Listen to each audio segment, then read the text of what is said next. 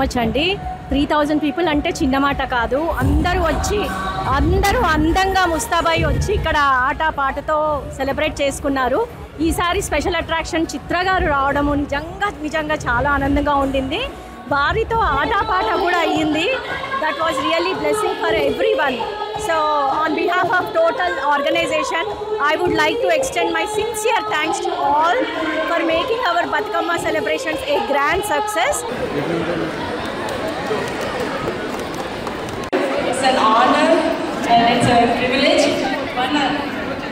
Bathukamma పండుగ కోసం ఇక్కడ ఉండడం నిజంగా అదృష్టం. అమ్మవారి పిలిపించిందని అనుకుంటున్నాను. నాకు చాలా